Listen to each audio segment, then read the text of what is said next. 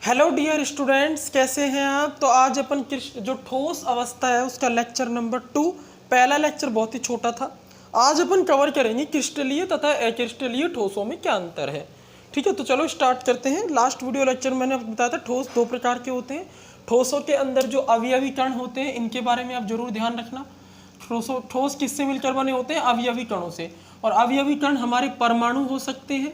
ठीक है, अवयवी कण हमारे आयन हो सकते हैं, मैंने उदाहरण भी बताए थे। अवयवी कण हमारे अणु हो सकते हैं और अवयवी कण हमारे धातु आयन भी हो सकते हैं। ये सारी कहानी बताई थी, एग्जाम्पल दिए थे। आज अपन को ये देखना है कि ठोसों को किस तरह से दो भागों में बांटा गया है। क्रिस्टलीय ठोस और अक्रिस्टलीय ठोसों के बीच में क्या अंतर है। ठीक है, तो सबसे पहले बात करते हैं क्रिस्टलीय ठोसों की। तो परिभाषा क्या होगी? ऐसे ठोस, ध्यान से सुनना, ऐसे ठोस जिनमें अवयवी कण, मतलब ये परमाणु अणु आयन, जिनमें अवयवी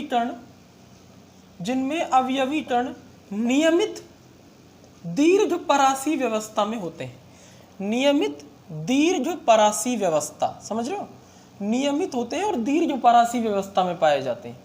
नियमित दीर्घ परासी व्यवस्था में पाए जाते हैं। ठीक है, इन्हें अपन क्रिस्टलीय ठोस कहते हैं। मतलब जो कणों की व्यवस्था होती है वो कुछ इस तरह से होती है, जैसे ये ए बी मान लो ये कण है। जैसे ये कण ए है, ये बी है, ये ए है, ये बी है, ये ए है, ये बी है। तो ये ही व्यवस्था दूर तक मिलेगी आपको। कहीं पर भी चले जाओ, ए के बाद बी, बी के बाद ए के बाद बी, बी के बाद ए के बाद बी, बी के बाद ए। इस तरीके की व्यवस्था आपको दिखाई देगी। फिर से ये बी है तो ये ए हो जाएगा। ठीक है, ये बी हो जाएगा। समझ रहे हो ना कहानी क्या बताने चाह रहा हूँ मैं? तो इस तरीके की कुछ व्यवस्थाएं हमें दिखाई देती है। नियमित व्यवस्था होनी चाहिए। ठीक है, ए के बाद बी है, इधर भी इधर भी। ठीक है, तो इस तरीके की व्यवस्था हमें दिखाई पड़ती है। इस तरीके की व्यवस्था हमें दिखाई पड़ती है। ठीक है, फिर ये बी आ गया, फिर ये ए हो गया, फिर ये बी आ गया, ए हो गया, बी आ गया, ए हो गया। तो इस प्रकार के ठोसों को क्या बोलते हैं अपन? क्रिस्टलीय ठोस। यहाँ पर मैंने ए बी ठोस लिया, जैसे NaCl हो गया। ठीक है, ये ए बी ठोस लिया है मैंने यहाँ पर। तो ऐसे ठोस जिनमें अवयवी कण नियमित होते हैं, दीर्घ परासी व्यवस्था में पाए जाते हैं, उन्हें अपन क्रिस्टलीय ठोस कहते हैं। ठीक है, अगर अपन बात करें अक्रिस्टलीय ठोस में, तो इनमें क्या होता है? ऐसे ठोस जिनमें अवयवी कण अनियमित व्यवस्था में पाए जाते हैं और वो लघु परासी होती है। अगर उनमें कोई कण व्यवस्थित है भी ना नियमित तरीके से, तो वो बहुत ही दूर तक नहीं होता, वो थोड़ी दूर तक नियमित होगा, फिर अनियमित हो जाएगा। ये वाली कहानी चलती है। तो हम कहेंगे ऐसे ठोस जिनमें अवयवी कण कैसे होते हैं? अनियमित। ऐसे लिख लो बस, जिनमें अवयवी कण अनियमित व्यवस्था में होते हैं, अनियमित व्यवस्था में पाए जाते हैं। समझ में आ रही? वहां कण नियमित व्यवस्था में होते हैं या अनियमित? अनियमित देखो, जैसे मान लो अगर हम ये इस तरह से लेते हैं, ठीक है, अगर इस तरह से हम कणों को लेते हैं तो कुछ भी हो सकता है भैया। ए के बाद बी भी आ सकता है, फिर 2 बार बी भी आ सकता है, फिर ए 2-3 बार ए आ जाए, 4 बार बी आ जाए। जैसे ये ए है, ये बी है, ये ए है, ये बी है, लेकिन इसके बाद फिर ए है, फिर ए है, फिर यहाँ बी बी बी बी ऐसे आने लग गया, फिर ए, कुछ पता ही नहीं है क्या चल रहा है। बी बी बी आने लग गया, फिर ए बी आने लग गया, फिर बी बी आने लग गया, फिर ए बी आने लग गया। कुछ समझ आ रही है? मतलब कणों की व्यवस्था नियमित है क्या? देखो कहीं पर भी उठा के देख लो, चारों तरफ अव्यवस्था फैली हुई है। ठीक है, यहाँ लिख देता हूँ मैं, चारों तरफ अव्यवस्था। क्या है? चारों तरफ अनियमितता दिखाई दे रही है। चारों तरफ अनियमित व्यवस्था है। यहाँ पर ये लाइन आपको पकड़ के बैठ जानी है, बहुत इंपॉर्टेंट लाइन है। चारों तरफ अनियमित व्यवस्था यहाँ पर पाई जाती है। ठीक है, दूसरा जो बहुत ही महत्वपूर्ण है यहाँ पर वो ये है कि इन ठोसों के अंदर एक गुण पाया जाता है। इन ठोसों के अंदर क्या पाया जाता है? एक गुण पाया जाता है, जिसे अपन बोल सकते हैं, उस गुण को अपन बोल सकते हैं विषमदैशिकता। इनमें विषमदैशिकता का गुण पाया जाता है। विषमदैशिकता का गुण मिलता है। अब ये विषमदैशिकता का जो गुण है, इसका क्या मतलब है वो जरा सुन लो। देखो, विषमदैशिकता का मतलब क्या होता है? अलग अलग दिशाओं में अलग अलग गुण, अलग अलग दिशाओं में, अगर इस ठोस के अलग अलग दिशाओं में चले, अलग अलग दिशाओं में अलग अलग भौतिक गुण होते हैं, अलग अलग भौतिक गुण होते हैं। तो ऐसी घटना को बोलते हैं विषमदैशिकता। अलग अलग दिशाओं में अलग अलग भौतिक गुणों का पाया जाना, भौतिक गुणों का पाया जाना क्या कहलाता है? बोलो क्या कहलाता है? विषमदैशिकता। कैसे? देखो जरा चेक करो, यहाँ हमने एक लाइन खींची बीचों बीच में। ठीक है, इस दिशा में गए, ये सपोज PQ दिशा है। PQ दिशा में एक भौतिक गुण ले लो कोई भी, जैसे हम ले लेते हैं अपवर्तनांक। अपवर्तनांक एक भौतिक गुण है, इसका अध्ययन कर रहे हैं हम क्रिस्टलीय ठोस के लिए। हम गए PQ दिशा में, ठीक है। तो PQ दिशा में किस तरीके के कण है, देखो PQ दिशा में अगर देखें तो कण है A के बाद B, फिर B के बाद A, फिर A के बाद B, ठीक है, ऐसे A के बाद B, A के बाद B, इस तरीके की व्यवस्था है, ठीक है। अब जरा चलो तुम इस दिशा में, ठीक है, इस दिशा में चलो, इस दिशा में चलो। ये कौन सी दिशा है, सपोज करो ये है हमारी AB दिशा, ठीक है। AB दिशा में क्या हो रहा है, देखो इस लाइन के इधर की तरफ सिर्फ A ही A कण है, A, और इधर B, B, B, B, ठीक है। तो यहाँ पर जो कणों की व्यवस्था है, देखो कणों की व्यवस्था चारों तरफ नियमित है, तो इधर अलग तरीके की नियमितता है। इधर व्यवस्था कैसी है, नियमित है, AB, AB, AB, AB। इधर भी व्यवस्था नियमित है, लेकिन कैसी है, A, B, B, B, B। इधर कैसी है, A, B, A, B, A, B, A, B, समझो। इसलिए तो क्या हो रहा है, अलग अलग दिशाओं में जा रहे हैं तो अलग अलग भौतिक गुण मिल रहे हैं, क्योंकि इस दिशा में नियमितता कैसी है, अलग तरीके की। अरे एक शादी हो रही है, उस शादी के अंदर सपोज करो 3 कैटेगरी बना दी जाए, एकदम बढ़िया व्यवस्था कर दी जाए। बढ़िया व्यवस्था मतलब फास्ट फूड सिर्फ इधर रखे जाएंगे खाने में, भोजन इधर होगा और फल फ्रूट और जूस इधर होंगे। 3 अलग अलग डायरेक्शन बना दी मैंने। शादी में घुसे फास्ट फूड चाहिए तो हम सिर्फ उधर ही जाएंगे ना, वहाँ सारे फास्ट फूड रखे हुए। इधर जाएंगे तो खाना रखा हुआ, इधर जाएंगे तो जूस वगैरह फ्रूट वगैरह रखे हुए। क्लियर है नहीं है? तो अगर इधर गए तो AB, AB, AB, AB, AB, इस तरह से व्यवस्था है। इधर गए तो A या B, B, B व्यवस्था है। क्लियर है ना? तो इधर गए तो फास्ट फूड का आनंद, इधर गए तो सिर्फ खाने का आनंद। अलग अलग दिशा में गए तो अलग अलग आनंद, समझ रहे हो ना? तो यहाँ अलग अलग दिशा में गए तो अलग अलग भौतिक गुणों का पाया जाना। अलग अलग दिशा में जाएंगे तो अलग अलग भौतिक गुण मिलते हैं। इस घटना को विषमदैशिकता कहते हैं, और ये किस में पाई जाती है, क्रिस्टलीय ठोसों में पाई जाती है। ठीक है, यहाँ कौन सी घटना पाई जाती है, यहाँ समदैशिकता का गुण मिलता है। समदैशिकता का गुण मिलता है इन ठोसों में, समदैशिकता का गुण पाया जाता है। अब ये समदैशिकता का गुण क्या होता है, जरा ये भी सुन लो। समदैशिकता के गुण का मतलब है कि समदैशिकता का मतलब जैसे यहाँ पर था अलग अलग दिशाओं में अलग अलग भौतिक गुण, यहाँ होगा अलग अलग दिशाओं में, अलग अलग दिशाओं में समान भौतिक गुण, अलग अलग दिशाओं में समान भौतिक गुणों का पाया जाना, समान भौतिक गुणों का पाया जाना, इसे अपन क्या बोलते हैं, समदैशिकता। समझ रही कहानी? अरे समदैशिकता का मतलब है अलग अलग दिशाओं में जाएंगे तो समान भौतिक गुण पाएंगे। ठीक है, जैसे मान लो अगर आप ऐसी शादी, जैसे यहाँ पर एग्जांपल देख लेते हैं, आप चाहे भैया इस PQ दिशा में जाओ, PQ दिशा में जाओ तो कणों की व्यवस्था कुछ ऐसी होगी, BA, कुछ समझ ही नहीं आ रहा। ठीक है, और अगर आप इस दिशा में चलोगे ना, इस दिशा में, ठीक है, इस दिशा में चलोगे, ठीक है, इस दिशा में चल लो, ठीक है, ऐसे चल लो। अगर आप ऐसे चलोगे तो भी देखो B, कुछ भी पता नहीं चल रहा क्या चल रही है कहानी।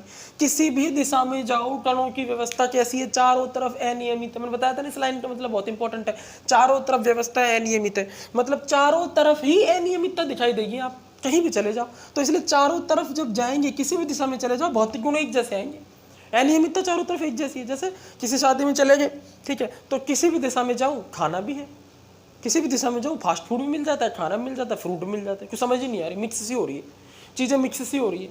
ठीक है, कुछ समझ में नहीं आ रहा, किसी भी डायरेक्शन में जाऊँ तो फास्ट फूड भी मिल जाता है, ठीक है, खाना भी मिल जाता है, रोटी भी मिल जाती है ना, दाल रोटी वगैरह मिल जाती है, और जूस वगैरह मिल जाती है। फिक्स नहीं है कि सब जूस इधर ही हो, समझो कहानी को, मतलब अनियमितता चारों तरफ एक जैसी होती है।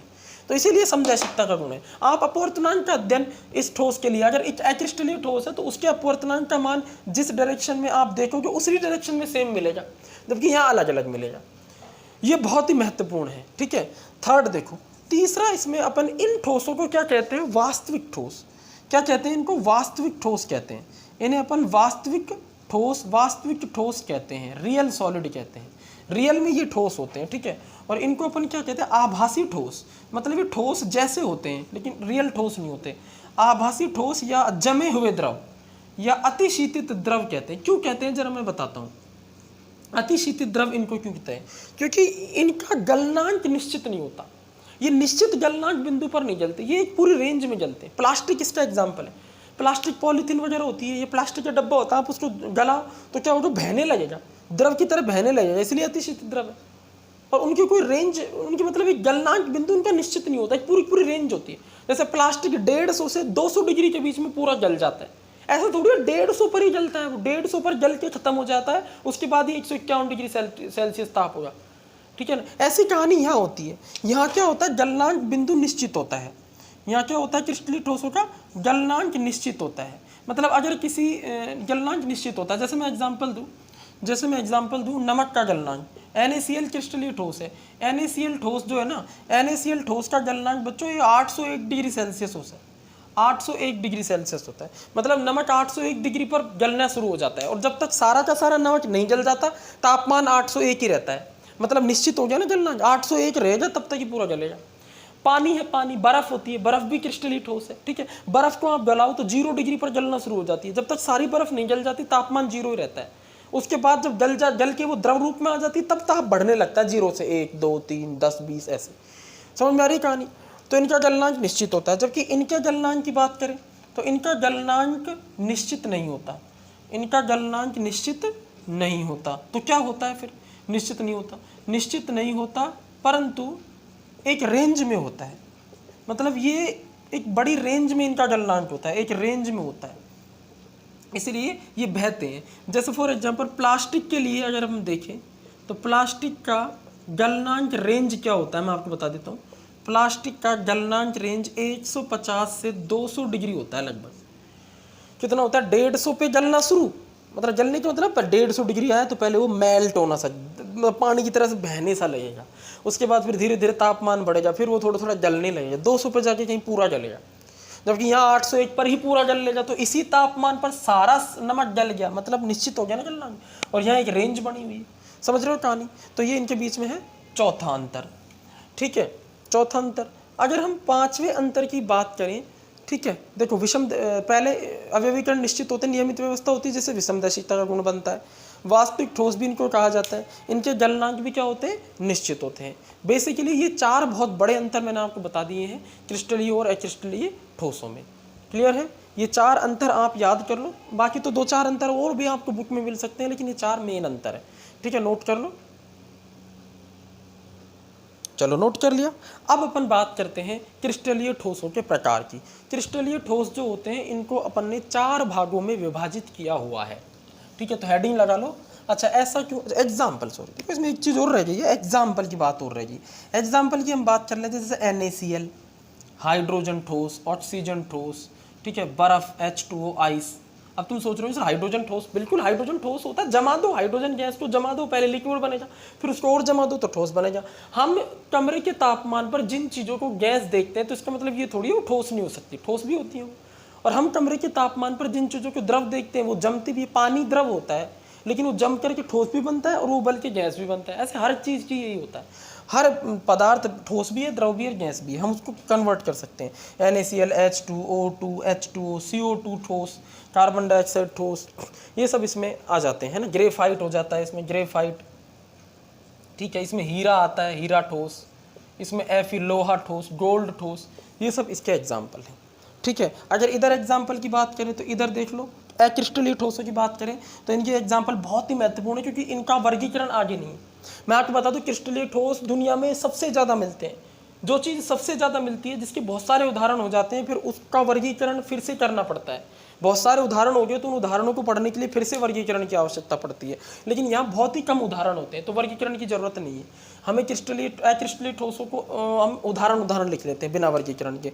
तो इनके उदाहरण होते हैं जनरली बहुलक नहीं होते, बहुलक इसमें आते हैं, जैसे PVC पॉलीवाइनाइल क्लोराइड, पॉलीथीन PE लिख लो, फुल फॉर्म लिख लो, पॉलीवाइनाइल क्लोराइड PVC, जिसके पर्दे वगैरह बनते हैं, फर्श की चिप्स वगैरह बनती है। पॉलीथीन मतलब वही पॉलीथीन नहीं, कैरी बैग कोई नहीं बोलते, प्लास्टिक के डब्बे वगैरह होते हैं वो भी पॉलीथीन होते हैं। ठीक है, PVC हो गया, ठीक है, हमारा PE हो गया।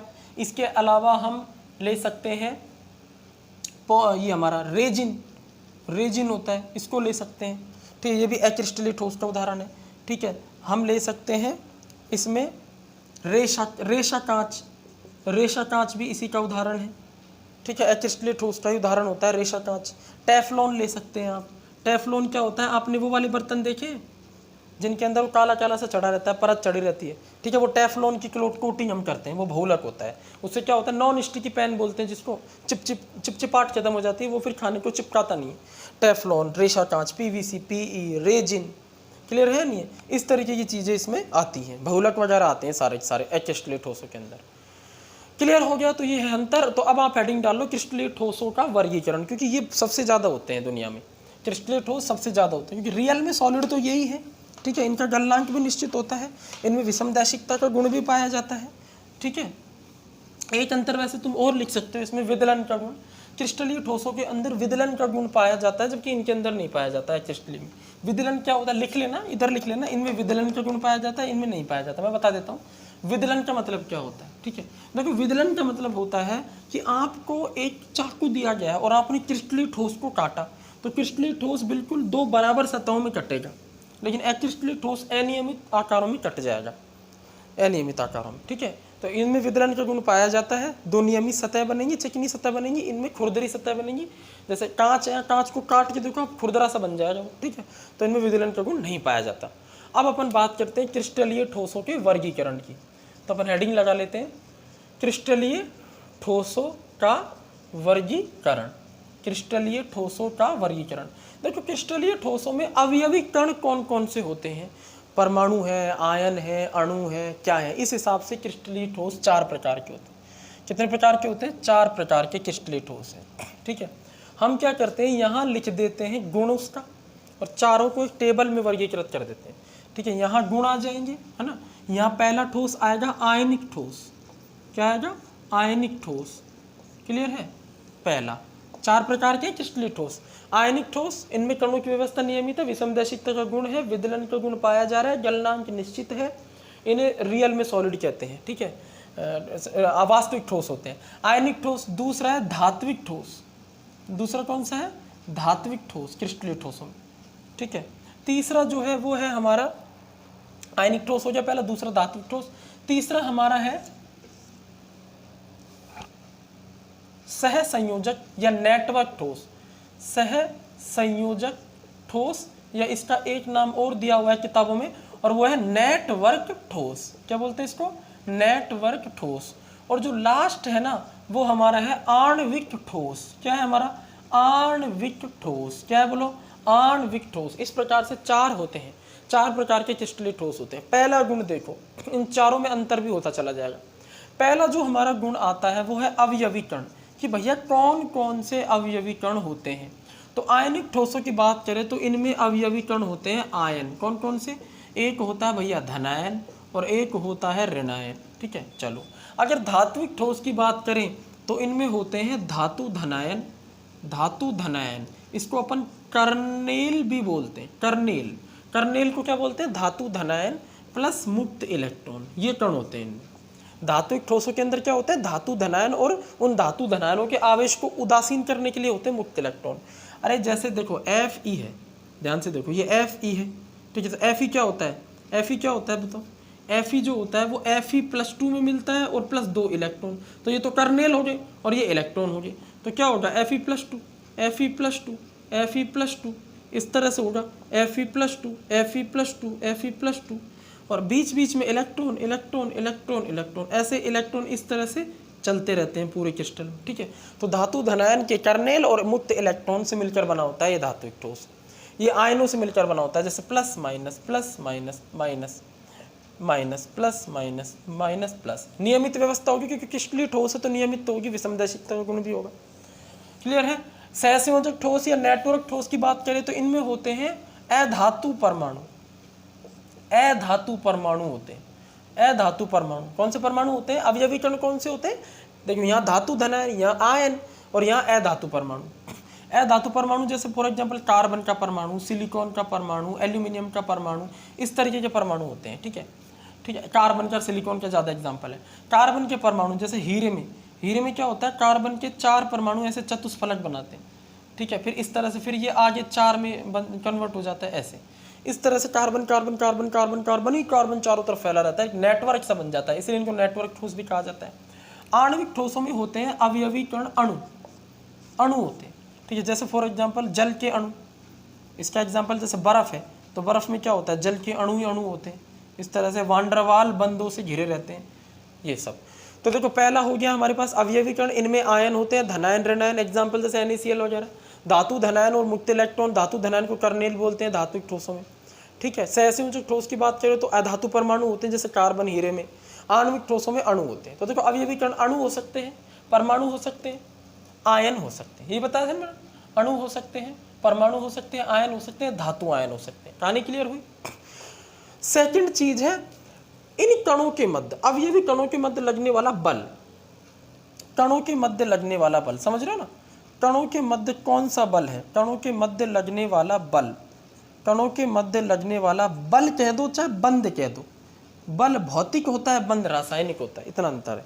ठीक है, तो यहाँ पर क्या होता है, यहाँ पर होता है स्थिर विद्युत आकर्षण बल। कौन सा होता है बोलो, स्थिर विद्युत आकर्षण बल। स्थिर विद्युत आकर्षण बल होता है किसके बीच में, स्थिर विद्युत आकर्षण बल धनायन व ऋणायन के बीच में होता है, क्योंकि यहाँ पर अवयवी कण धनायन और ऋणायन है, सब जानते हैं। आकर्षण बल ही होगा धनायन ऋणायन के बीच में, धनायन व ऋणायन के मध्य स्थिर विद्युत आकर्षण बल होता है धनायन व ऋणायन के मध्य। ठीक है, अच्छा यहाँ क्या होता है, यहाँ धात्विक बंध होता है। कौन सा बंध होता है बोलो, धात्विक बंध। और धात्विक बंध किस किस के बीच में होता है, धात्विक बंध किस किस के बीच में होता है, कर्नेल और मुक्त इलेक्ट्रॉन, कर्नेल व मुक्त इलेक्ट्रॉन के मध्य। समझ रहे हो कहानी, कर्नेल व मुक्त इलेक्ट्रॉन के मध्य। यहाँ क्या होता है, यहाँ सीधी सी बात है, परमाणु है उनके बीच में सहसंयोजक बंध होता है। ठीक है, अधातु परमाणुओं के मध्य, अधातु परमाणुओं के मध्य क्या होता है, सहसंयोजक बंध। अधातु परमाणुओं के मध्य सह संयोजक बंध होता है। सह संयोजक बंध क्लास 11 चैप्टर नंबर 4 में पढ़ा था, है ना, साझेदारी से बनता है। अधातु परमाणुओं के मध्य सह संयोजक बंध होता है और एक नेटवर्क सी संरचना पाई जाती है। ठीक है, अच्छा यहाँ क्या होता है आणविक ठोसों में, यहाँ वांडरवाल बल होते हैं अणुओं के मध्य। ठीक है, वांडरवाल बल होता है या हाइड्रोजन बंध होता है, वांडरवाल बल या हाइड्रोजन बंध, वांडरवाल बल होगा या तो या हाइड्रोजन बंध, किसके बीच में होता है वांडरवाल बल या हाइड्रोजन बंध, अणुओं के मध्य, अणुओं के मध्य। समझ रहे हो ना, जैसे जल के अणु दिखाए मैंने, तो इस जल के अणु और इस जल के अणु के बीच में होता है हाइड्रोजन बंध। CO2 का अणु और CO2 का अणु, उनके बीच में होता है वांडरवाल बल, दो अणुओं के बीच में वांडरवाल बल होता है। तो ये हो गए हमारे बल। तो बल के हिसाब से भी पूछ सकता है। देखो अवयवी कण आयन है तो स्थिर विद्युत आकर्षण बल होगा, धातु धनायन मुक्त इलेक्ट्रॉन है तो धात्विक बंध होगा, अधातु परमाणु है तो सहसंयोजक बंध होगा, अणु है तो वांडरवाल बल होगा या हाइड्रोजन बंध होगा। ठीक है, क्लियर है कहानी। अच्छा अब देखते हैं थर्ड चीज हमारे पास क्या है। देखो थर्ड चीज हमारे पास है गलनांक, धातु का गलनांक। गलनांक समझ रहे हो भी, धातु ठोस है ये सारे, तो ठोस गल के द्रव बनाएंगे। ठीक है, तो गलनांक की बात करें तो यहाँ पर गलनांक बहुत अधिक होता है, बहुत उच्च। बहुत उच्च क्यों लिखा मैंने, क्योंकि स्थिर विद्युत आकर्षण बल बहुत अधिक होता है तो गलाना बहुत मुश्किल है। जैसे हम बात करें नमक की, तो नमक का गलनांक कितना होता है, 801 डिग्री होता है, जो कि बहुत ज़्यादा है। धातु, यहाँ धातु ठोस की बात करें तो यहाँ भी बहुत उच्च होता है, यहाँ भी क्या है, बहुत उच्च होता है।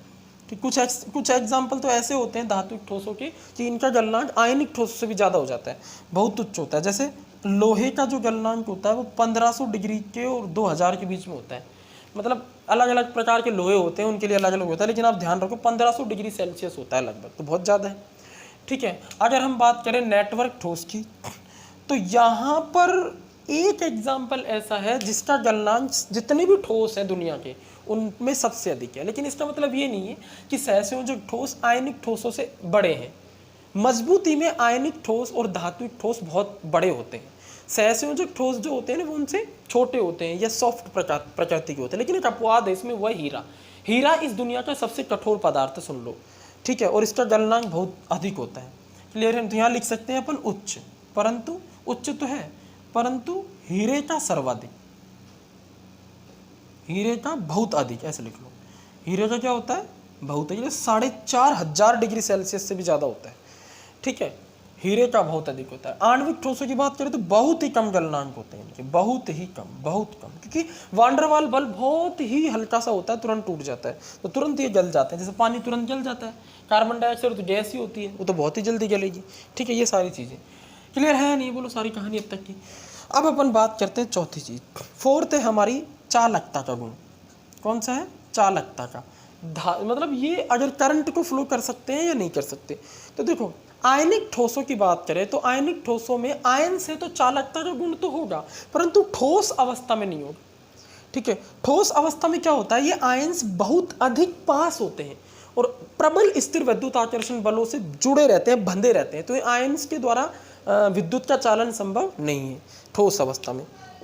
तो हम बोलेंगे ठोस अवस्था में, ठोस अवस्था में कुचालक, क्योंकि क्या होते हैं आयंस दूर दूर हो नहीं सकते ना, आयन चालन नहीं कर सकते क्योंकि बहुत पास पास होते हैं, परंतु इनको गला दिया जाए, परंतु गलित अवस्था में ले लिया जाए, गलित या जलीय विलयन में। अरे अगर नमक को 801 पर गला दो तो नमक के आयन दूर दूर हो जाएंगे, Na+Cl- या पानी में डाल के गला दो तो भी आयन दूर दूर हो जाएंगे, पानी उनको दूर दूर कर देगा। तो ठोस अवस्था में कुचालक, परंतु गलित या जलीय विलयन में सुचालक, समझ गए। परंतु जलीय विलयन में क्या होते हैं, विद्युत का चालन करते हैं, तो ये सुचालक होते हैं। सभी आयनिक ठोसों में ये गुण होता है।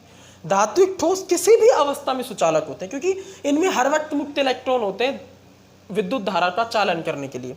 मुक्त इलेक्ट्रॉन के कारण, मैं लिख देता हूँ, मुक्त इलेक्ट्रॉन के कारण किसी भी अवस्था में, चाहे ठोस हो चाहे गलित हो, मुक्त इलेक्ट्रॉन के कारण किसी भी अवस्था में